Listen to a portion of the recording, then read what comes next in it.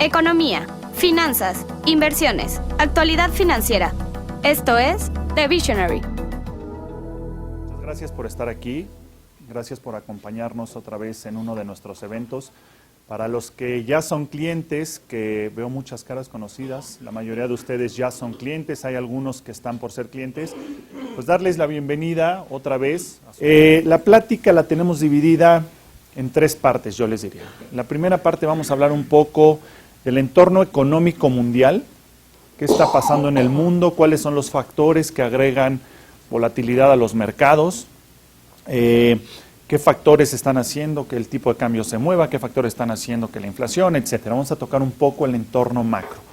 Luego vamos a hablar de qué está pasando en México, cómo está afectando el mundo, y como ustedes saben, ya vivimos en un mundo tan globalizado que lo que le pasa a un país, pues le pasa o nos afecta de alguna manera de forma directa a nosotros. Vamos a hablar de cómo está afectando a México y cómo está parado México para solventar lo que está pasando en el mundo. Después vamos a hablar un poquito de un mensaje social que hemos tratado de comunicar a ustedes y a las siguientes generaciones, que es un poco de esperanza de vida, y ya platicaremos con más detalle. Y después vamos a conjuntar estos dos y ver cómo podemos aplicar esto a nuestras finanzas personales. ¿Qué ventaja le sacamos a lo que está pasando en el mundo para aplicarlo a nuestras finanzas patrimoniales? Lo que vamos a buscar en esta primera parte, yo les voy a dar algunos factores o elementos que están afectando al mundo en general. Son estos 6 en específico. Primero vamos a hablar de petróleo, que está muy de moda, ya han escuchado que si el petróleo está subiendo, el petróleo está bajando, pues vamos a hablar un poquito de por qué pasa y en qué está afectando. Después vamos a hablar de China, vamos a hablar de Europa en general, que no está tan de moda Europa, no lo hemos escuchado tanto, pero tiene un peso sumamente importante. Vamos a hablar de Estados Unidos, en específico de la Reserva Federal. Hemos oído qué pasa si suben las tasas, ahora sí ahí viene el lobo, ahora sí van a subir las tasas y las suben y no, nos quedamos ahí a la mitad. Vamos a hablar del Brexit, que hasta hace unos meses estaba muy de moda, ahorita como que bajó un poquito la euforia, pero se va a volver a poner de moda, ya verán por qué. Después vamos a hablar pues, de nuestro mejor amigo Donald Trump, que hoy el escenario ya se ve un poquito diferente, pero cuando dábamos esta plática hace un mes, cuando yo decía Donald Trump, más bien la cara era como de pánico del auditorio, ¿no? Ya hoy estamos un poquito más relajados en este sentido y como les había comentado vamos a hablar también un poquito de México. Bueno, en la primera parte petróleo. Lo que ven en esa gráfica, hemos oído que el petróleo ha tenido una baja considerable de precios en los últimos, pues en el último año prácticamente. Lo que ven en esta gráfica, en la línea de color naranja, es el precio del petróleo. ¿Sí? Les estoy estorbando por aquí. Es el precio del petróleo. Y como se dan cuenta, pues desde hace un poco más de un año, el precio ha venido abajo considerablemente. Lo que vemos aquí también, que es la línea verde, es la producción de petróleo de Estados Unidos. Y si se dan cuenta, coincide de alguna manera cuando Estados Unidos se puso a producir como loco, que bajó el precio del petróleo. ¿Qué es lo que pasa aquí? No es más que un tema de oferta y demanda que probablemente a muchos de ustedes no les tengo que explicar con detalle. Cuando Estados Unidos sale a producir, lo que hace es que aumenta la oferta de petróleo en el mercado, hay mucho más barriles que ya abasteció al mercado de alguna manera Estados Unidos, y eso hace que cuando la demanda se mantiene y le aumenta su oferta, pues lógicamente el precio baja. No todo es malo con la baja del precio del petróleo. Debería de haber algunos tonos buenos en la baja del precio del petróleo. Y por ahí, si nos ponemos maquiavélicos, que los gringos generalmente son maquiavélicos, podríamos ver cierto sentido a la baja del precio del petróleo. ¿Por qué puede ser bueno que haya un petróleo bajo? Porque primero hay muchos productores que dependen de precios de combustibles, de insumos de combustibles o de insumos que dependen del petróleo. Entonces, si estos productores tienen un precio mucho más bajo de estos combustibles, pues estos productores van a tener mucho más utilidad. En teoría debería de ser de esa forma, porque van a poder seguir vendiendo a un precio igual, o inclusive podrían bajar el precio porque sus insumos son menores, ¿no? Esa sería una ventaja. Otra ventaja, y por aquí la parte medio maquiavélica de Estados Unidos, pensando en por qué se puso a producir tanto, pues es que debería de haber una baja considerable, por lo menos en Estados Unidos, en cuanto al combustible, a la gasolina que le ponen a los autos. Por lo menos en Estados Unidos sí pasa así. Creo que México es el único país en el que si el precio del petróleo sube, la gasolina sube. Si el precio del petróleo se mantiene, la gasolina sube. Y si el precio del petróleo baja, la gasolina sube. México es el único país que pasa eso. Pero bueno, normalmente los países se rigen por oferta y demanda. Entonces, tradicionalmente y en Estados Unidos lo que debería pasar es que al bajar el precio del petróleo, el consumidor tradicional de un auto como nosotros que va y consume gasolina, pues va a tener un ahorro, digamos, por el combustible. Y ese ahorro, en teoría lo que debería de pasar es que los gringos lo empezaran a consumir, a gastar, a invertir en traer negocios, algo diferente porque están teniendo un ahorro. ¿Qué creen que pasó? Que no fue así. Lo que empezaron a hacer los gringos que tenían más lana, perdón que me exprese así de los gringos, pero bueno, son los gringos, todos los conocemos como los gringos, pero los norteamericanos lo que empezaron a hacer fue ahorrarlo. ¿Por qué? Porque tienen pánico, porque han vivido crisis, porque se han endeudado. Y lo que dicen es, a mí no me vuelve a pasar. Si tengo hoy mayores ingresos o cierto ahorro por la gasolina, mejor me lo guardo. Va a ser una mucho mejor opción. ¿Qué tiene que pasar para que el precio del petróleo suba? Pues es muy fácil, esto es oferta y demanda. Tiene que haber un punto de equilibrio. Para que haya un punto de equilibrio, hay de dos sopas. O la oferta baja o la demanda sube. No vemos que de inicio la demanda vaya a subir, porque hoy hay muchos productos sustitutos del petróleo y cada vez más. Eso implica que la demanda en teoría no debería de subir de alguna manera y también el consumo general de petróleo en el mundo pues está limitado, no podemos forzar que haya mucho más demanda. Entonces, por el lado de la demanda, salvo, y ya sería muy maquiavélico, pero que hubiera una guerra importante, no debería de incrementar la demanda del petróleo. Entonces, lo que hay que hacer es que la oferta baje. Cuando Estados Unidos sale a producir tanto y que le inyecta oferta, pues desde luego que hay una baja en el precio. Para que la oferta baje, y ustedes seguramente han escuchado en las noticias, pues ahora los principales productores de petróleo están tratando de ponerse de acuerdo. Los miembros de la OPEP han tenido algunas reuniones en donde tratan de ponerse de acuerdo para que los productores bajen un poquito la producción y al bajar la producción el precio del petróleo se regule. No sé qué tan fácil va a ser que se pongan de acuerdo.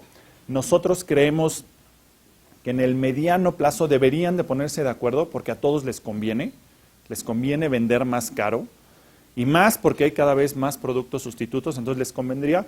En el corto plazo, quién sabe, porque pues los productores, los miembros de la OPEP, pues, normalmente son los enemigos de Estados Unidos, entonces ¿por qué tendrían que bajar ellos la producción cuando el otro la está incrementando?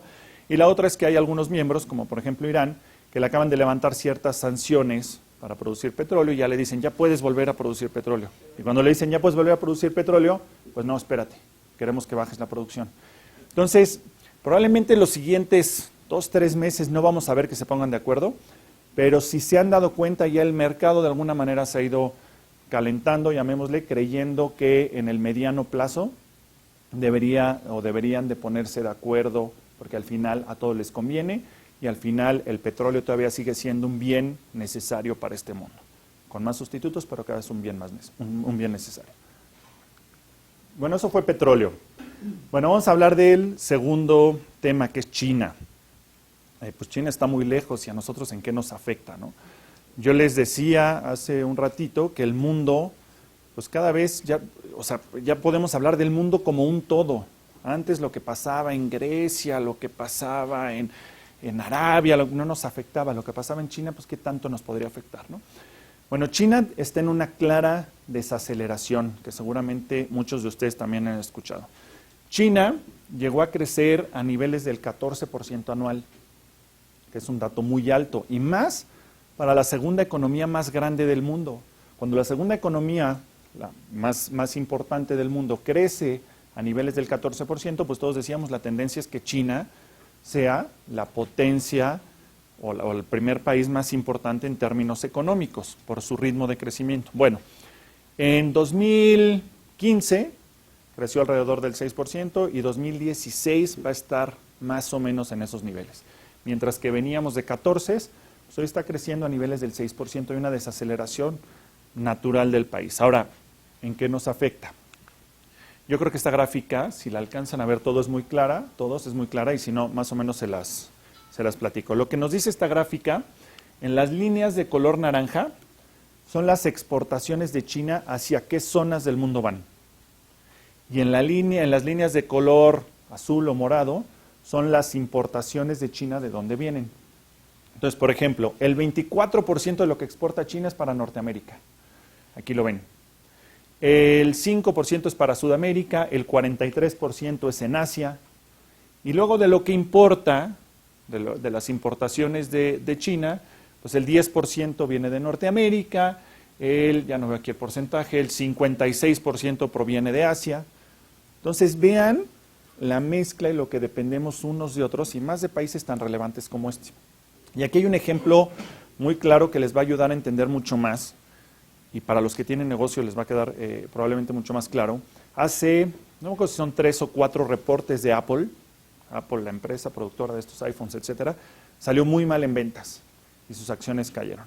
Salió muy mal en ventas porque el segundo consumidor más importante de iPhones en el mundo, ¿quién creen que es? China. Entonces, cuando hay una desaceleración en China, la gente puede empezar a perder empleos, la gente no quiere gastar tanto y eso deriva a que un país pueda afectar las ventas de forma importante y directa de una de las empresas más grandes del mundo. Pueda reportar mal y en consecuencia de reportar mal, sus acciones caigan. Vean la relación tan directa que tenemos con una desaceleración de un país como este. Es una relación totalmente directa. Ahora imagínense ustedes, para los que tienen negocios o son productores de algo, que dependen de importaciones o que dependen de exportar a China parte de sus materias primas o parte de su producto final. Pues imagínense la misma relación que van a encontrar cuando los chinos, una, o les dejen de consumir, o dos, les dejen de proveer, además a precios baratos, que generalmente China era proveedora a precios baratos, y se desacelera y ya no tenemos todos los artículos o todos los insumos que queríamos a precios baratos, pues vamos a tener que comprarle a alguien más caro, probablemente, ¿no? Entonces, ¿cómo afecta China? ¿Cómo nos afecta directamente? Pues aquí se ve muy claro. Creo que esta gráfica nos deja muy claro la relación que tenemos comercial ya con todo el mundo. Bueno, eso fue China. Así como los dos temas anteriores y los que vamos a ver en adelante han estado muy de moda y lo hemos escuchado en los noticieros, probablemente Europa no lo hemos oído tanto. Y para mí, por lo menos, me parece uno de los más graves en el mediano y largo plazo. En Europa están teniendo dos factores preocupantes, que cuando estos factores preocupantes se juntan, pues pueden hacer una bomba de tiempo. Lo primero es que tienen una inflación muy baja, como lo ven en esta gráfica, inflaciones de 0 o a veces deflaciones, y la otra es que tienen un alto porcentaje de desempleo. Entonces, ¿por qué afecta? Cuando hablamos de inflaciones o inclusive de deflaciones, pues nosotros diríamos, lo tradicional que nos viene a la mente es qué bueno que haya una inflación muy baja, ¿no? Nuestro gobierno no se ha cansado de decirnos en los últimos 2 años, la inflación más baja que hemos tenido, está bien, pero hay un punto en el que es sano, vamos a llamarlo, tener una inflación cierta y no inflaciones cercanas a 0 o inclusive deflaciones. Y se los voy a poner con un ejemplo relativamente básico, pero nos va a dejar un poco más claro. Cuando hay una deflación, puede afectar de manera directa al consumo. Imagínense que ustedes van al súper y se quieren comprar un producto, el que sea, de 100 pesos. Entonces van al súper, por algo no toman la decisión, no lo compran y van la siguiente semana y ese artículo ya vale 95. Entonces dicen, pues ya está más barato. Mejor no lo voy a comprar porque qué tal que la siguiente semana vale 90. Entonces no lo compran y van la siguiente semana y la siguiente semana vale 90. El precio del producto ya es 90. ¿Qué van a hacer? No, pues mejor no lo compro. ¿Qué tal que la siguiente semana ya cuesta 85? Entonces lo que hace una deflación es que también no haya consumo, porque la gente está esperando y viendo cómo los precios bajan. Y esto lo que le va a hacer al productor, pues desde luego es que va a tener que empezar a bajar más su precio buscando que alguien en algún momento lo compre y eso va a hacer que sacrifique márgenes, sacrifique utilidades, tenga que despedir gente, etcétera. ¿Cómo se genera una inflación o cómo se levanta cuando hay inflaciones muy bajas? Hay muchas maneras, pero la principal y la tradicional es fomentar el consumo. En la medida en que la gente consume un producto y va al súper y lo pide, pues más gente lo va a querer y entonces podemos incrementar los precios y eso va a generar una inflación, para este ejemplo. Pero ¿qué les dije al principio? Los dos temas importantes de Europa es que es una inflación muy baja y un alto nivel de desempleo, un alto porcentaje de desempleo. Entonces, ¿cómo vamos a fomentar el consumo si la gente no tiene chamba? Pues no va a salir al súper a comprar, pues va a comprar lo básico, pero no necesariamente va a salir a comprar ciertos bienes o ciertos productos, pues porque al final si no tiene chamba no va a tomar esos riesgos. Entonces, cuando se juntan estas dos puede ser algo problemático.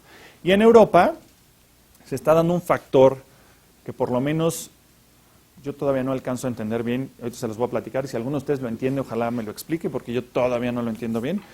Es un factor que, por más que hemos leído libros y eso no lo hemos vivido necesariamente. Normalmente, cuando una economía está en receso, en cierta recesión, la medicina tradicional para levantar una economía es mantener las tasas bajas. ¿Por qué? Porque al mantener tasas bajas, que es lo que ha hecho Estados Unidos en los últimos años, al mantener tasas bajas fomentamos dos cosas. Cuando uno tiene dinero y quiere ir al banco y le pagan por su dinero prácticamente cero, pues en lugar de ponerlo en el banco y ahorrarlo, seguramente va a salir, se lo va a guardar y en algún momento se lo va a gastar, lo va a consumir. Y la otra es que al tener tasas bajas, pues las tasas de crédito a las que normalmente se presta pueden ser más bajas. Entonces, uno cuando encuentra tasas más bajas de crédito, pues va a buscar pedir un crédito a tasas que uno puede pagar y con ese crédito vamos a producir algo, vamos a poner un negocio, vamos a consumir, etcétera. Entonces, normalmente la medicina tradicional para levantar una economía es mantener tasas bajas, fomentando el consumo y provocando de alguna manera el crédito. Bueno, en Europa lo que están haciendo es poner tasas tan bajas que inclusive se han vuelto tasas negativas. Todavía no le ha llegado al consumidor que llega al banco, pero sí entre bancos. Imagínense que ustedes van al banco y les dicen, tengo $1,000,000, ¿qué rendimiento me das por mi $1,000,000? No te doy rendimiento, te cobro por tener el dinero en el banco. Esas son las tasas negativas. Entonces, ¿qué va a pasar? Que por supuesto los ahorradores no van a buscar tener el dinero en el banco, no van a buscar tener el ahorro ahí. Entonces, creeríamos va a fomentar consumo o las tasas de crédito van a ser muy bajas. Pues las tasas de crédito sí están siendo bajas en Europa, pero los bancos están perdiendo liquidez porque nadie va y pone el dinero en el banco. Para quienes todavía creen que cuando llegan al banco y ponen su dinero, su $1,000,000, el banco lo que hace es abrir la bóveda y guardar su $1,000,000, lo que hace el banco es prestar su dinero. Pero si el banco no tiene liquidez, no tiene cómo prestar. Y aquí viene el efecto que por lo menos yo todavía no acabo de entender y vamos a ver qué pasa, ¿no? Acaba de lanzar el Banco Central Europeo un programa en el cual, para que no tengan un pretexto de que los bancos no tienen liquidez, va a lanzar un programa en el cual les va a prestar el Banco Central Europeo a los bancos, les va a prestar a tasas negativas.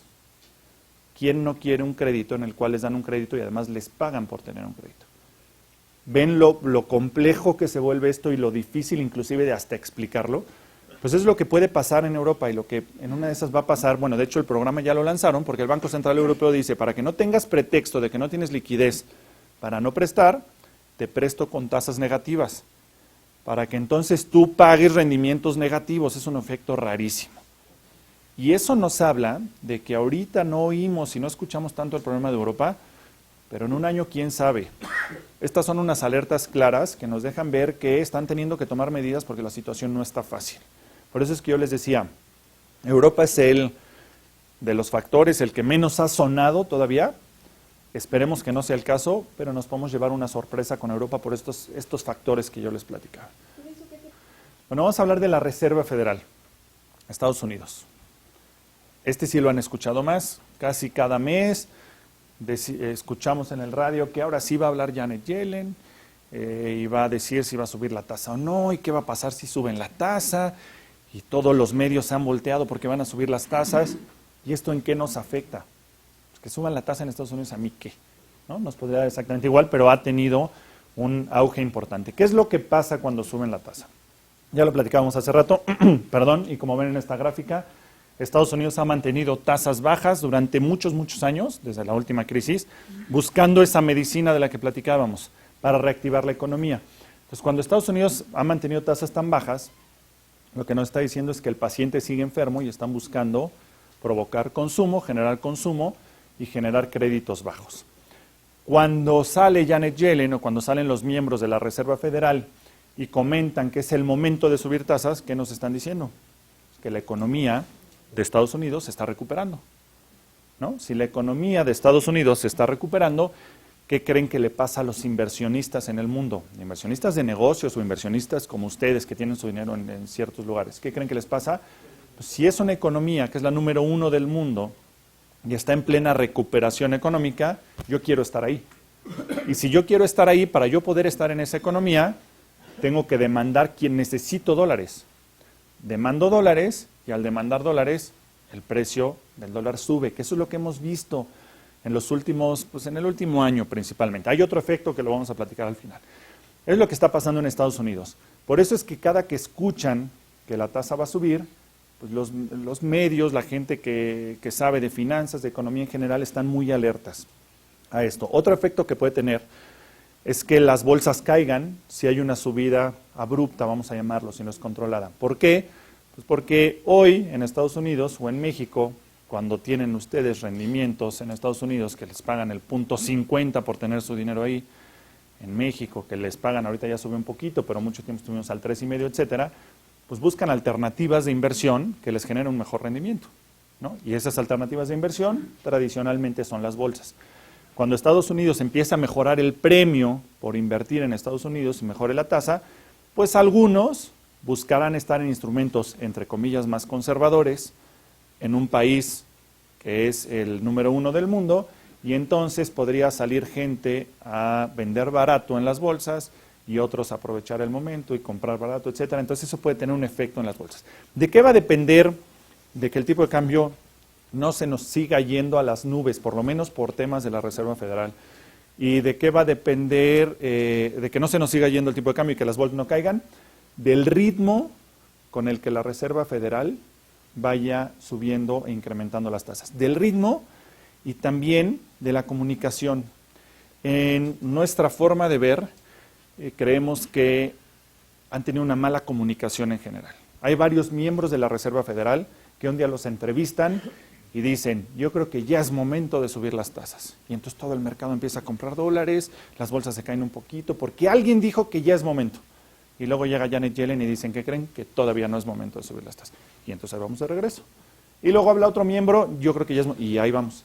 Entonces han tenido una comunicación no muy asertiva en este sentido, lo que ha hecho es que lo que ha provocado pues cierta volatilidad en tipo de cambio, algo de volatilidad en las bolsas, por una comunicación no tan clara. Parece inminente que ahora sí en diciembre, y más si Hillary Clinton es la presidenta de Estados Unidos, haya una subida de tasas. Tendremos que estar alertas de que esa subida veamos qué tan grave es, o sea, bueno, no qué tan grave, qué tan alta es o qué tanto suben esta tasa de referencia.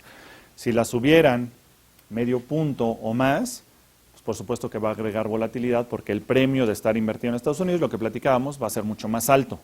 Si la suben de una manera paulatina y el mensaje y la comunicación es adecuada, pues habrá cierta volatilidad, pero nada grave. Entonces vamos a depender mucho de la comunicación que hagan con la subida de tasas. Ahora, tiene un lado bueno. Para mí tiene un lado muy bueno que suban las tasas en Estados Unidos. Porque lo que nos están diciendo es que la economía se está recuperando. Este país, ¿de qué economía depende más en todo el mundo? De Estados Unidos. Si esa economía se recupera, a los productores en México que dependen de Estados Unidos, que les consumen allá, les va a ir mejor. Entonces yo creo que es una buena medida, es bueno que se estén subiendo las tasas, hay que cuidar la forma y el ritmo en el que se suben, porque eso le va a agregar cierta volatilidad a los mercados. Bueno, vamos a hablar del Brexit. El Brexit, insisto, hace unos meses todavía, cuando salió el famoso referéndum, que no es más que una encuesta, y el gobierno en Reino Unido creía, había algunos protestantes y gente revoltosa que decía, pues es que deberíamos de salirnos de la Unión Europea. Entonces, muy confiados, el gobierno de Reino Unido dijo, vamos a hacer un referéndum para que vean estos muchachos que nadie se quiere salir. Hacen el referéndum, ¿y qué creen que pasó? Que sí se querían salir. Ese referéndum fue hace unos meses, ha estado tranquilo en estos últimos meses, hasta hace 2 semanas, que ahorita les voy a platicar lo que pasó y qué va a implicar en el Reino Unido. Bueno, así votaron, espero que todo el mundo lo pueda ver, si no más o menos les platico. Aquí está por cada uno de los países que conforman el Reino Unido. Inglaterra, en su mayoría, 53%, y Gales, en su mayoría, 52%, quieren salirse de la Unión Europea. Mientras que Irlanda del Norte y Escocia, con 44 y 38%, o sea, al revés, querían mantenerse en la Unión Europea. Lo cual hace que todavía el tema de Brexit nos va a dar mucho que hablar, porque ya hay algunas iniciativas en Irlanda del Norte y en Escocia en las que dicen, bueno, ¿y qué tal si nos salimos nosotros del Reino Unido para permanecer en la Unión Europea, dado que los países o nuestro país quiere o favorece el tema de mantenerse en la Unión Europea? Bueno, hace, no me acuerdo si 2 o 3 semanas, Theresa May, primer ministro, que por cierto hoy cumple 100 días en la administración, primer ministro, dijo que ya era el momento de salirse de la Unión Europea. O sea, ya dicen que pasitos para atrás ni para agarrar vuelo. Entonces ya había quedado, ya se hizo el referéndum, tiene que invocar a un artículo, el artículo 50, Theresa May, para que a partir de que llamen a este artículo, empiece la salida del Brexit de la Unión Europea. A partir de ahí tienen 2 años para salirse. Ahora, ¿cómo nos puede afectar? A México, les voy a decir la verdad, yo creo que poco. De lo que exportamos en México, solo el 1.2%, 1.3% de lo que exportamos es a Reino Unido. Y de lo que importamos es el 0.8%. Entonces, directamente nos puede afectar poco, nos puede afectar un poco más en la segunda derivada. ¿Cuál es la segunda derivada? Pues Reino Unido es el 7º socio comercial para Estados Unidos. Entonces, si no tienen buenos acuerdos de salida de Reino Unido con la Unión Europea y pierden algunos privilegios por ser parte de la Unión Europea, y privilegios me refiero a acuerdos comerciales entre la Unión Europea y países como Estados Unidos, y se vuelven menos competitivos, pues a lo mejor ahí podría haber un efecto negativo vía Estados Unidos como la segunda derivada.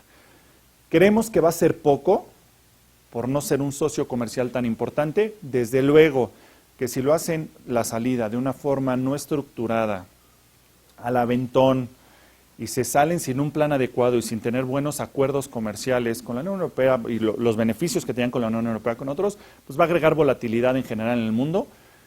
Esta historia todavía tiene mucho que escribir durante los siguientes 2 años. Habrá que escuchar muy bien el plan en el que se van a salir el Reino Unido de la Unión Europea, cómo lo van a estructurar, qué acuerdos van a tener, qué va a pasar con los bancos. Hay muchos bancos, ustedes saben, Londres es una capital financiera de alguna manera. ¿Qué va a pasar con los bancos que están ahí? Hay bancos mundiales que tienen sedes en Reino Unido y si no tienen buenos acuerdos con Reino Unido, pues probablemente van a mover sus sedes. Entonces, yo les diría, contestando un poco su pregunta, ahorita específicamente Reino Unido no nos debería preocupar tanto. Habrá que estar muy atentos en los siguientes 2 años qué efecto tiene dependiendo de cómo se vaya a salir Reino Unido. ¿Sí? Esta es la gráfica de por grupos de edad, cómo votaron. Del lado izquierdo vemos a las personas que tienen entre 18 y 24 años. Si se dan cuenta, el 64% favorecía permanecer en la Unión Europea. Si nos vamos al otro extremo de la gráfica, las personas de más de 65 años, el 58% votó por salirse de la Unión Europea. ¿A qué nos lleva esto? Y por eso digo que todavía tiene muchas historias que escribir. A que las personas más jóvenes votaron por quedarse y casualmente son las personas que van a tener que vivir más tiempo con la decisión de la cual ellos no están de acuerdo. Entonces, todavía hay mucho que escribir en el tema del Brexit y del Reino Unido. Hasta hace un mes mi tema favorito, ya hoy no tanto, pero bueno, hasta hace un mes mi tema favorito porque era el tema de nuestro mejor amigo Donald Trump. Estas son las probabilidades de que gane Hillary Clinton, la ven arriba, 92%, ya cuando lo hacen por cada uno de los estados, y ya Donald Trump solo tiene el 8%. Esta gráfica está muy marcada, aquí se ve la línea, cómo la tendencia, pues estaba agarrando terreno Donald Trump, y cómo la tendencia cayó a partir del primer debate, en donde fue clara la ventaja y lo mal y el balazo que se puso en el pie Donald Trump. Hoy se los digo con mucho más tranquilidad, porque el tema de Donald Trump, que todavía tiene posibilidades de ser presidente, aunque ya son muy bajas, pues sí podría ser un tema crítico y muy grave para nuestro país. ¿Por qué crítico y muy grave? ¿Por qué crítico y muy grave? Porque pues imagínense que Donald Trump llega a la presidencia Y lo primero que vamos a tener que investigar es si sus principales argumentos de campaña y de marketing, que es tirarle principalmente a México, van a ser ciertos o no. Probablemente no todos. Acuérdense que los políticos en general prometen muchas cosas y luego no pasa. Pero en lo que averiguamos y en lo que el mercado averigua, si eso va a pasar o no, imagínense la volatilidad.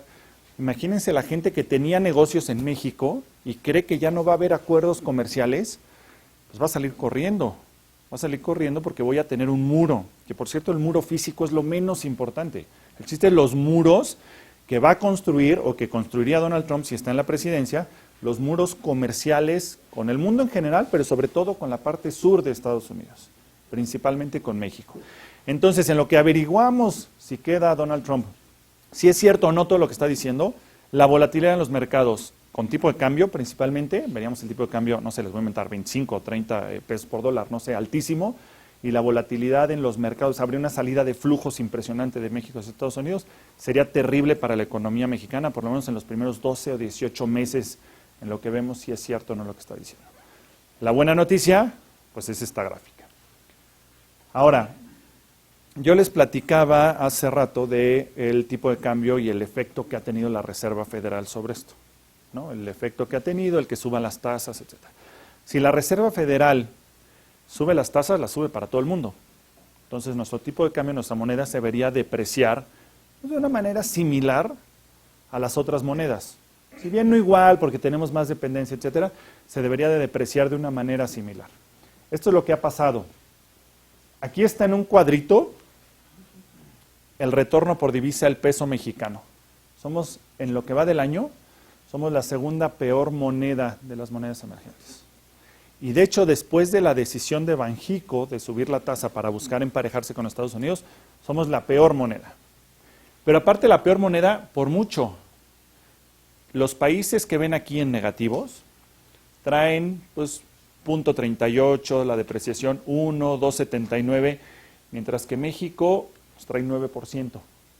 Entonces la diferencia es amplia, lo cual nos lleva a pensar que además hay temas internos en México que han hecho que la depreciación del peso sea mayor contra otros países y desde luego el efecto de las elecciones en Estados Unidos. Si se dan cuenta a partir de los últimos 3 debates, pues el peso ha respirado un poquito. ¿Por qué? Porque había un miedo bien infundado de que Trump fuera presidente. En el momento en que ven y empieza a perder viabilidad esa opción, pues desde luego que hay un respiro en el peso. Entonces sí ha tenido que ver mucho más las elecciones en Estados Unidos que la Reserva Federal en general, además de un tema de endeudamiento, en donde, pues como ya se imaginarán, nosotros estamos endeudados en dólares y entonces el tipo de cambio nos afecta, etcétera. Pero sí tuvo mucho más peso el tema de Donald Trump en el precio del peso contra el dólar que la Reserva Federal. Ese peso, y lo que el otro día escuchaba, bueno, de hecho estaba leyendo, que decían que si Donald Trump es presidente, el tipo de cambio se verá las nubes, el dólar va a subir, y si Hillary Clinton es presidente, el dólar va a subir. No quiero asustarlos, pero es probable, puede pasar esto. ¿Por qué? Si Donald Trump es presidente, ya lo dejamos muy claro por qué el dólar va a subir. Si Hillary Clinton es presidente, lo que sí va a pasar y se va a hacer inmediato y mucho más obvio es que en diciembre, acuérdense que las elecciones son el 8 de noviembre, en diciembre, con una recuperación de la economía en Estados Unidos y con cierta estabilidad con Hillary Clinton en la presidencia, ya va a ser prácticamente obvio una subida de tasas de la Reserva Federal en diciembre. Cuando hay una subida de tasas, ya lo platicamos, pues puede ser que el precio dólar contra peso se aprecie de alguna manera. Lo que sí creemos, desde nuestro punto de vista, es que ya no va a haber mucho más recuperación del peso necesariamente, porque ya el mercado descontó y el mercado sabe quién es el siguiente presidente de Estados Unidos, por lo menos en una alta probabilidad. No quiero tampoco que nos confiemos tanto, pero en una alta probabilidad ya prácticamente sabemos quién es. Entonces esa es la mezcla de expectativas de si va a ser uno u otro que le agregaba volatilidad. Cuando ya se quitó, pues ya le dio el respiro necesario al peso, en niveles llegó a estar a 18.49 en el último debate, pues por ahí más o menos debería mantenerse. Bueno, México. Así está hoy algunos indicadores de México. Para mí el primero, el más importante. las exportaciones petroleras de México, o más bien del total de las exportaciones de México, en 1982 el 75% eran petroleras. Dependíamos en un 75% de nuestras exportaciones del petróleo. En 2015, solamente el 7%, lo cual es una maravilla, porque imagínense con los precios del petróleo que hay hoy en día, que estuviéramos en 1982, estaríamos tronados, ¿no? Hoy es una ventaja. Otra, las reservas internacionales, como ven, de $1,000 millones a el último dato creo que 174,000 millones de dólares, pues nos hacen de alguna manera estar más sólidos, ¿no? Inflación, en 1982 vivíamos con inflaciones del 80%, yo no sé cómo vivíamos con esas inflaciones, que el otro día cuando dije que teníamos inflaciones del 80% y usé esta misma frase de cómo vivíamos con esto, había una persona brasileña que me dijo, nosotros llegamos a vivir con inflaciones del 200%. Imagínense, es una locura. Pero bueno, en 1982 eran inflaciones del 80%. Hoy la inflación creemos que va a estar rondando el 3%. Una suma, hace rato hablamos de inflación, sana, vamos a llamarlo. El déficit comercial nada más es del 3%, cuando era el 6.4%. Y algo importante, que nuestro tipo de cambio ya es flexible, se rige por oferta y demanda, más que porque haya una devaluación literal en el precio del peso contra el dólar cuando es necesario. Es un poco México, y ahorita les voy a dar algunos indicadores de los que hay que estar atentos en México. Esta es la deuda pública como el porcentaje del PIB. La deuda pública lo tenemos que medir contra algo. Y cuando lo medimos contra el porcentaje del PIB, pues sí, efectivamente, insisto, no importa el partido, en el último sexenio nos hemos endeudado mucho más. Y nos hemos endeudado mucho más, además, a precios y a tipos de cambio más altos. ¿Qué pasa cuando hay un nivel de endeudamiento alto? Pues que la gente nos empieza a voltear de alguna forma diferente, a ver de alguna forma diferente, puede subir el riesgo país, pueden existir distintos factores que puedan afectar directamente a la economía mexicana. El primero, decisiones proteccionistas de Estados Unidos. ¿A qué nos referimos con esto? Que si Donald Trump está en la presidencia, ya lo platicamos, pues entonces los acuerdos comerciales no van a ser tan buenos, etcétera. Pero también si Hillary Clinton está en la presidencia, ella tiene mucha presión, ahora con el famoso TLC, de que si fue una buena opción o no, de cómo le exige o cómo no solo México se beneficia de este acuerdo que ha sido parte de la campaña. Entonces, Hillary Clinton seguramente también va a revisar estos temas, no solo Donald Trump, seguramente de una manera más estable y menos visceral, pero sin duda va a buscar proteger un poco los acuerdos en general que tiene Estados Unidos con el mundo, y muchos tienen que ver con México. Entonces hay que estar atentos a eso, porque puede haber menos dinamismo económico. El segundo, el crecimiento económico de México. Hoy han tenido que hacer un recorte de gasto público. El que haya un recorte de gasto público implica menos infraestructura, menos oportunidades para algunos negocios, etcétera. Entonces eso puede detener de alguna manera el crecimiento de México. Además, el aumento de la tasa de interés. El hecho de que haya un aumento de las tasas de interés en Estados Unidos va a provocar que probablemente México tenga que reaccionar. Tiene que reaccionar de alguna manera, porque si Estados Unidos sube la tasa, Estados Unidos se va a volver más atractivo y va a haber salida de flujos, lo que ya platicábamos.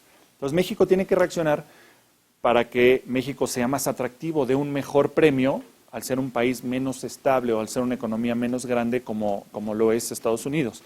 El hecho de que la suba la tasa México, pues tiene algunas implicaciones. Ya platicamos de algunas de las implicaciones. Si sube la tasa, puede haber menos consumo. Ustedes que son inversionistas, en lugar de gastarse su lana, si ya les están pagando un mejor rendimiento, pues a lo mejor lo ahorran ahora sí. Y también va a hacer que las tasas de crédito suban. Todo tiene relación, acuérdense lo que platicábamos al principio. Entonces hay que estar atentos a eso. Hay que estar atentos a la desaceleración mundial. Hablábamos de China, de Europa. Si hay una desaceleración mundial, pues sin duda va a haber menos exportaciones, menos importaciones, menos flujo extranjero en general a México.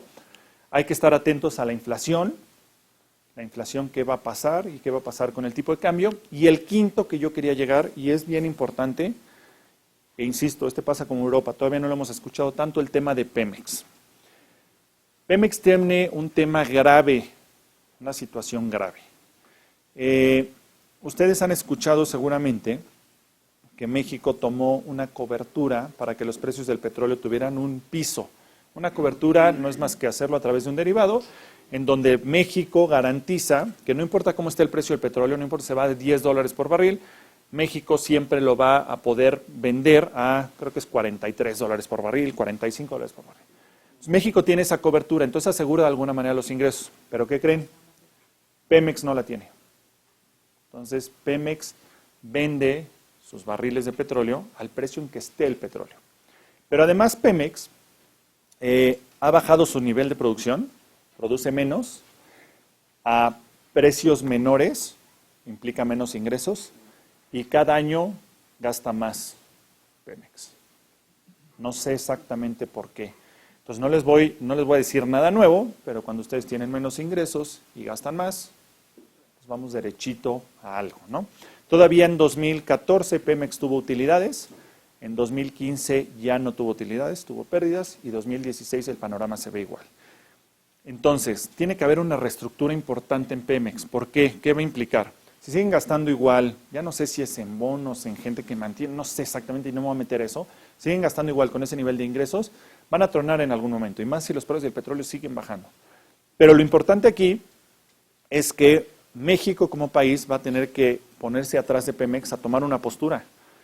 Y tiene dos opciones que casi se le vuelve una. Una opción es decir, yo no tengo nada que ver con Pemex, que salga a endeudarse y que rescate a su empresa. Esa la veo muy poco viable. ¿Cuál le va a quedar? Tener que salir atrás y decir yo respaldo, yo estoy atrás de Pemex. Es probablemente la compañía más importante de este país, que da trabajo a millones de personas, que da trabajo y da ingresos a muchos proveedores de Pemex. Entonces, seguramente México va a tener que salir ahí atrás a respaldar eso.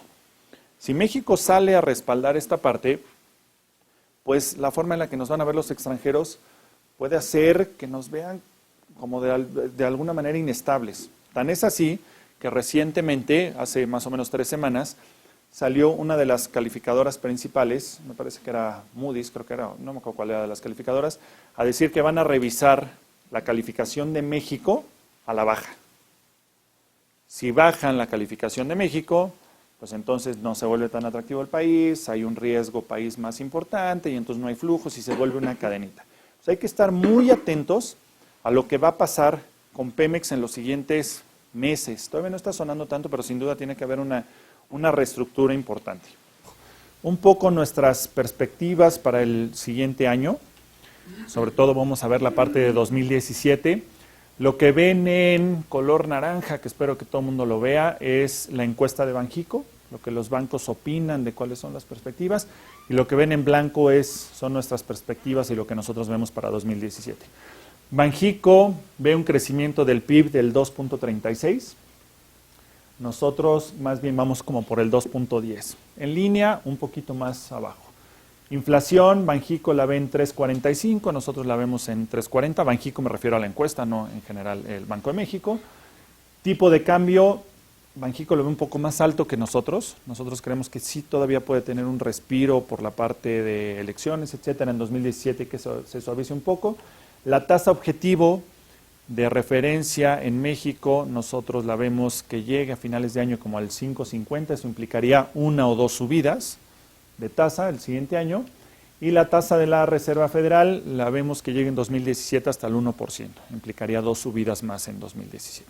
Si a México le bajan la calificación, que es una probabilidad por el tema de Pemex más deuda, etcétera, bueno, aquí están los países, estos son grados de calificación, lo que ven aquí abajo, entre más verde estés, es mejor tu calificación riesgo país, y entre más rojo, o inclusive como muchos países de África que ni siquiera tienen calificación, pues por supuesto es peor tu calificación y tienes más riesgo de crédito, llamémoslo. Bueno, México está bastante verde, como lo ven ahí, ¿no? De hecho, tiene mucho mejor calificación que prácticamente todo Sudamérica. Entonces, si nos bajan la calificación, es malo, porque la gente no, o sea, porque nos van a voltear a ver de forma diferente, pero no es tan grave, pues porque todavía seguimos siendo una mucho mejor opción si nos comparamos principalmente con Sudamérica. Entonces, por si andaban medio desanimados, esto es para que tampoco se me desanimen tanto. Bueno, como conclusión de la parte económica, yo les dije que íbamos a tratar de ver si hay una crisis o no. Nosotros creemos que no hay una crisis mundial actualmente, una crisis financiera mundial.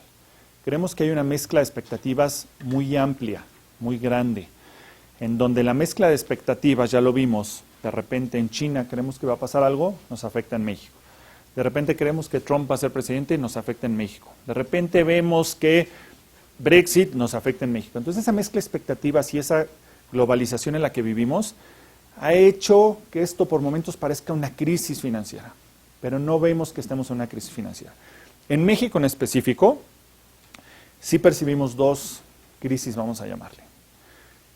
Por lo menos en mi forma de ver, vemos una crisis social importante, una crisis en la que si ustedes se dan cuenta, una crisis de gobierno, la gente está enojada con el gobierno, parece un concurso de impopularidad. Díganme un gobernante con el cual sus habitantes estén contentos, yo creo que no hay ni uno, inclusive en el mundo, no solo en México, hay una crisis de gobierno. Hay una crisis social, no sé si ustedes lo perciben, pero la clase baja parece cada vez estar más enojada con la clase alta. Eso que vemos, que incrementan los asaltos, etcétera, pues sí es porque tienen necesidades, pero yo no sé si ustedes lo ven, la clase media cada vez es menor, se están ampliando las fronteras, entonces hay una crisis social importante. Y la crisis más importante que vemos, se me adelantaron, pero es una corrupción muy alta y cada vez más alta. Ya no sé si son las redes sociales, no sé qué es específicamente, pero el nivel de corrupción, sin importar el partido que esté, es altísimo en México y eso no nos deja avanzar. Pero sí está en sus manos, en nuestras manos y todos los que estamos en este foro, ayudar a que crisis sociales y sobre todo crisis de corrupción se vuelvan menores. Porque la gente que puede cambiar esa parte somos nosotros, los que estamos aquí sentados. Entonces constantemente invitamos a nuestros clientes, a la gente con la que hablamos, a contribuir a reducir esa crisis. Esa crisis de corrupción no nos deja avanzar. A veces es imposible para ustedes que son comerciantes o que están en un empleo o que van a sacar una licencia, etcétera. A veces se vuelve imposible porque el gobierno no nos deja alternativas. Pero entre más contribuyamos a reducir esa crisis de corrupción, más vamos a hacer que México avance.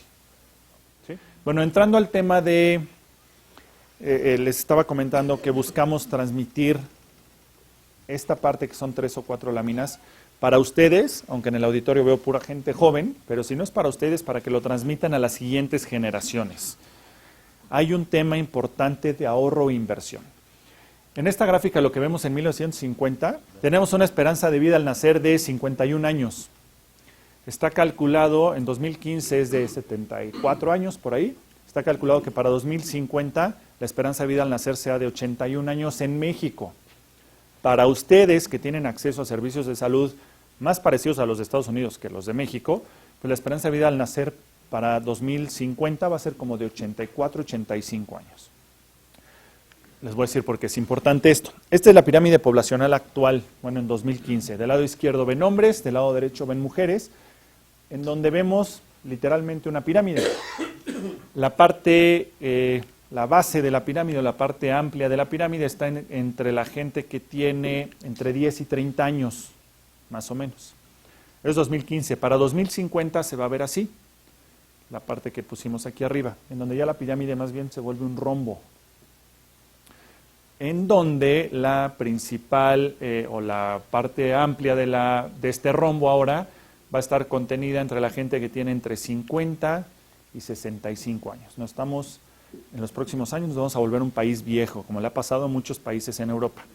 Los países europeos, muchos de ellos lo supieron resolver muy bien, con planes de pensiones adecuados y muchos otros factores que fueron agregando a la economía y lo han resuelto bien con muchos países europeos. Nuestro sistema de pensiones no es tan bueno necesariamente. Está calculado que cuando nosotros nos jubilemos de nuestro último ingreso, el Afore, nuestro sistema de pensiones, nos va a dar el 30% de nuestro último ingreso. Es decir, si su último ingreso va a ser de 100,000 pesos, cuando se jubilen, la Afore les va a dar 30,000. ¿Y los otros 70 qué les hago? ¿De dónde los saco? Entonces es importante, esos 70, que transmitamos de verdad de forma importante a las siguientes generaciones, ahorrar e invertir. Separo las dos palabras porque para mí la diferencia entre ahorrar e invertir es, ahorrar es todo instrumento que nos da menos que inflación, donde nuestro dinero pierde valor en el tiempo. Invertir es todo instrumento que nos da más de inflación. Entonces la diferencia entre ahorrar e invertir. Pero bueno, que empiecen por ahorrar y luego por invertir, porque si no, va a haber menos base que va a contribuir a través de nuestros sistemas de pensiones o que además va a contribuir de forma directa. Sabemos que en nuestra cultura es muy común que en cierta edad los hijos se hacen cargo de los papás. Pues, ¿qué va a pasar aquí? Que quién sabe si haya suficientes hijos para eso, ¿no? Entonces es importante la parte de ahorro, inversión y pasarlo a las siguientes generaciones. Aquí está, de las personas mayores de 65 años, el 59% de estos no trabaja. El 41% sigue trabajando. De los que tienen entre 65 a 69, la mitad trabaja, la mitad no. De los que tienen de 70 a 79, el 34% sigue trabajando. Y de los que tienen más de 80 años, el 24% de estos sigue trabajando. Qué buena noticia, es gente que se conserva joven y que lo hace para mantenerse activo, ¿no? Bueno, de los de más de 65 años, solo el 16% de ellos lo hace por mantenerse activo. El 83% lo hace porque necesita el dinero. Imagínense cuando la pirámide se vuelva rombo, cómo se va a mover esta gráfica. Es importante de verdad que nos ayuden a transmitirlo a las siguientes generaciones, si no el problema va a ser grave en algún momento. Bien, ¿por qué la gente sigue sin ahorrar, sin invertir más bien, y ahorrando? Era muy fácil y para los pocos que estaban en 1980 invirtiendo, porque ya dijimos que es un foro muy joven, los que invertían en 1980, la tasa de CETES a 28 días era del 86%. ¡Qué maravilla! Lo invertimos en CETES a 28 días y teníamos un rendimiento del 86%. La inflación era del 75.8%. Cuando sacamos la tasa real, que no es más que la resta entre la tasa nominal y la inflación, pues teníamos un rendimiento del 10% por arriba de inflación. Ahí estábamos invirtiendo y era súper cómodo. Lo metíamos en CETES a 28 días y teníamos nuestro 10% arriba de inflación. En 1990 ya nada más era el 8% arriba de inflación. En 2000 era el 3,86 y en 2010 prácticamente nuestras inversiones en CETES a 28 días era lo mismo que inflación. 2015 se ha comportado un poquito mejor porque la inflación se ha mantenido baja. Pero ya el margen es muy pequeño. Entonces hoy tienen que salirse, digo, por eso la mayoría de ustedes están con Finamex, pero tenemos que salirnos de las inversiones tradicionales y empezar a invertir. Por eso la gente hoy sigue ahorrando y sin invertir. Esta frase me gusta mucho. Esta frase lo que dice es que el mercado de capitales es el mecanismo para transferir dinero de los impacientes a los pacientes. Normalmente, cuando vemos un rendimiento negativo del 1%, salimos corriendo. Y hay alguien sentado, como Warren Buffett, esperando que ustedes salgan corriendo, compre barato y él se haga millonario. ¿No? Muchos de ustedes seguramente no, y ustedes entienden bien esta parte. Pero muchas veces pasa. Les quiero explicar rápidamente la diferencia entre volatilidad y riesgo, que esto es importante. Riesgo, de hecho ya lo hemos quitado la palabra de nuestros asesores. Normalmente cuando un cliente llega con nosotros y lo queremos meter a una inversión, lo que nos dice es ¿qué riesgo tiene? Bueno, aunque no lo crean, el riesgo no existe. Existe sí y solo si invertimos en un solo activo. Y aquí está un ejemplo. Esta es la acción de Omex desde 2004. Si ustedes metieron $1,000,000 en esta acción, $1,000,000 metieron en 2004, hoy tienen $9,000. Se les fue todo su capital. Eso es riesgo. Si ustedes hubieran tenido solo esta acción, ahí sí corrieron un riesgo. Esta acción mucho tiempo estuvo contenida dentro del IPC, de las 35 principales acciones. Si ustedes en lugar de haber tenido una acción, hubieran tenido las 35 principales acciones y hubieran metido $1,000,000, a pesar de que Omex estaba aquí adentro, hoy tendrían más de $4 millones. Con todo y que Omex estaba aquí adentro. Eso es riesgo. ¿Volatilidad qué es? Es esto.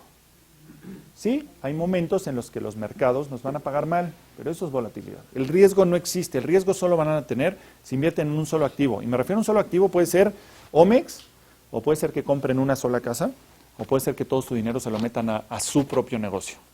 Eso es riesgo. Por eso la importancia de diversificar. Esto es diversificación. Esta gráfica la paso muy rápido. Lo que ven en la línea punteada es la inflación de los últimos años.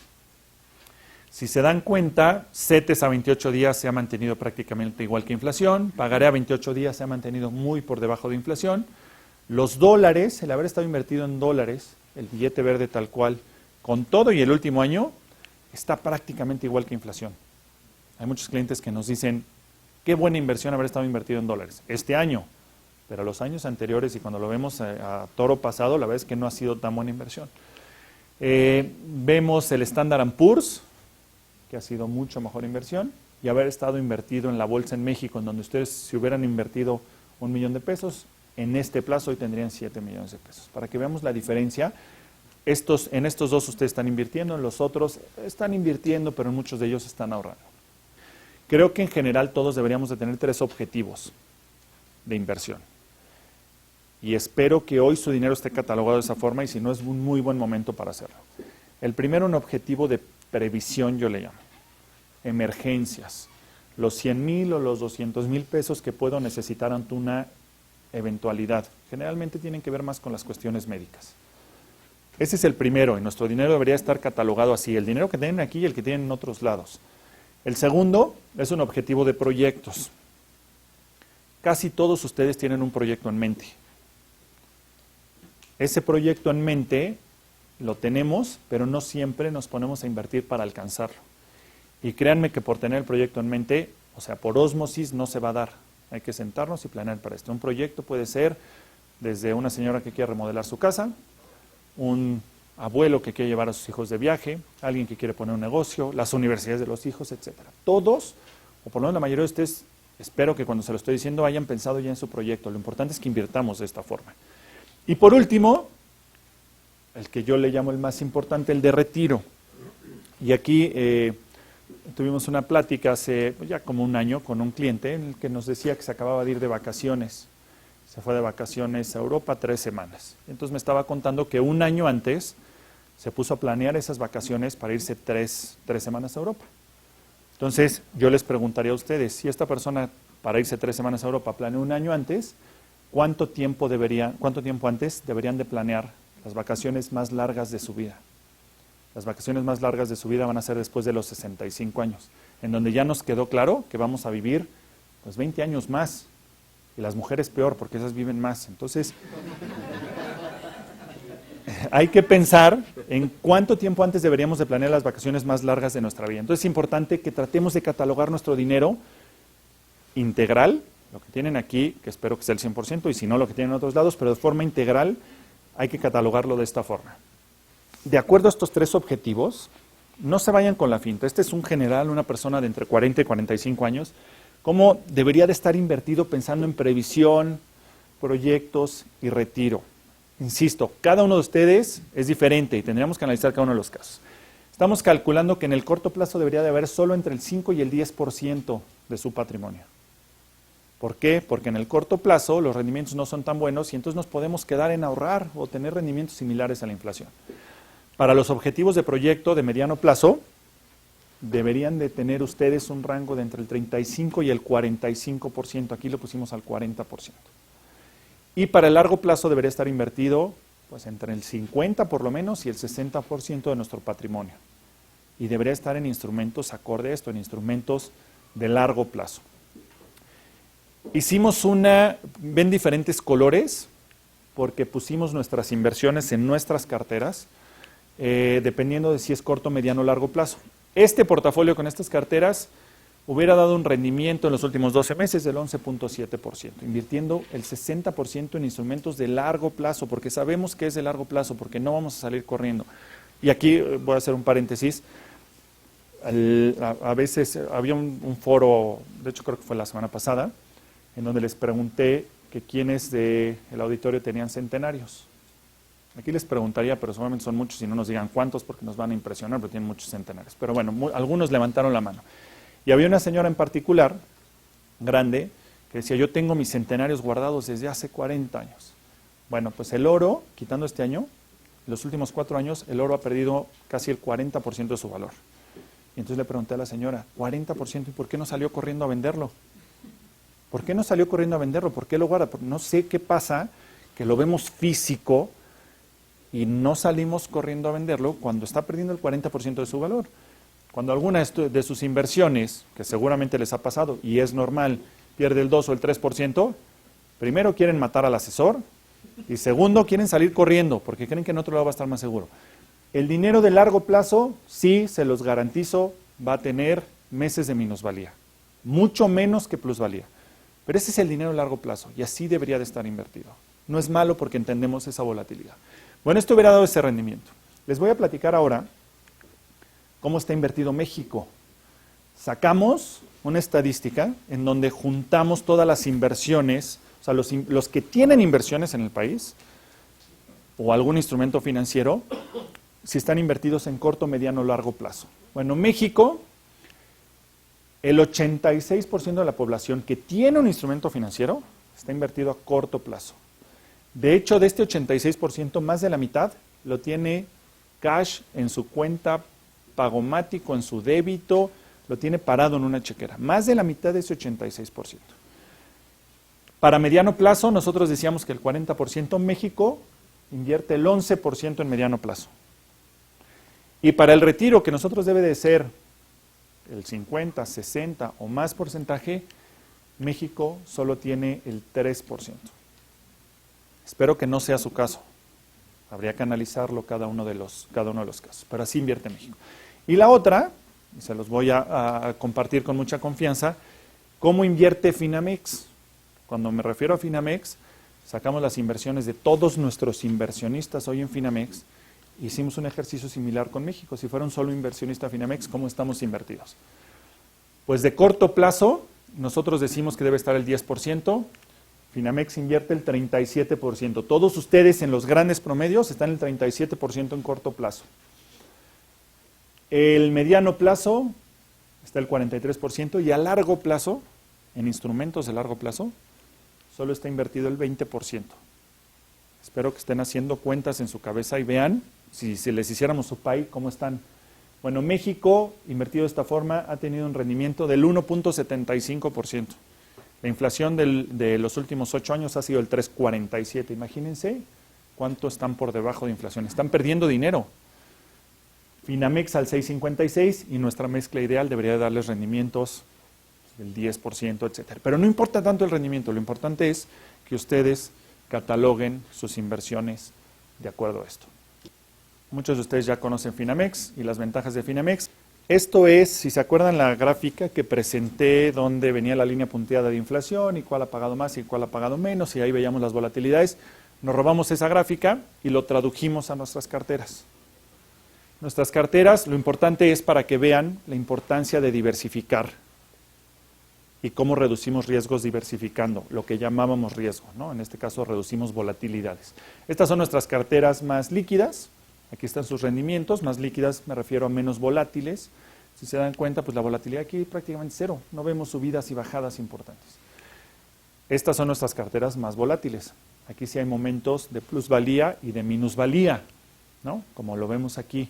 Hay carteras que han dado desde 2013, febrero de 2013, pues rendimientos arriba del 17%.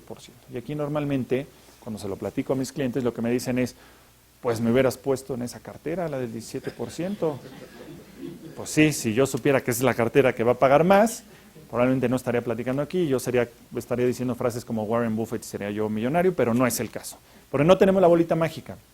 Lo que sí podemos hacer con ustedes, y ya lo hacemos con muchos de ustedes, es sentarnos, catalogar su dinero y encontrar la mejor opción de diversificación. Lo importante es que estén diversificados. ¿Qué hubiera pasado si un cliente hubiera invertido exactamente la misma cantidad de dinero en todas nuestras carteras? Si se dan cuenta que hay un rendimiento del 17%, pero hay volatilidades importantes. Pues, ¿por qué no diversificamos de acuerdo a nuestra cartera, de acuerdo a nuestros plazos, de acuerdo a nuestro horizonte de inversión? Y entonces reducimos volatilidades y tenemos un muy buen rendimiento. Bueno, ¿qué les sugiero? Si no lo han hecho, muchos de ustedes seguramente ya lo han hecho, hay que definir muy bien nuestros objetivos de inversión. Hay que tener una estrategia de inversión de acuerdo a nuestros objetivos. No se vale tener nuestros objetivos claros y no hacer una estrategia de acuerdo a nuestros objetivos. Hay que diversificar siempre de la mano de un asesor, ¿no? Cuando alguno de ustedes le duele la muela, pues va al dentista y no está esperando a que un amigo les diga que lo mejor es invertir todo en dólares o todo en la bolsa, ¿no? Hay que ir de la mano de un asesor para que les ayude a diversificar. Hay que conocer y entender las volatilidades, sí, se los digo, van a tener rendimientos o meses de minusvalía, pero van a ser los menos y solo va a ser con la parte que va de largo plazo. Y lo más importante, que yo siempre les digo, disciplina, disciplina, disciplina. Si ya escogieron sus objetivos, ya hicieron una estrategia, ya invirtieron de acuerdo a esta estrategia, no salgamos corriendo a la primera. Por eso nos sentamos a definir muy bien la estrategia y hacia dónde íbamos. Con esto terminamos. Les quiero agradecer muchísimo su atención, su participación.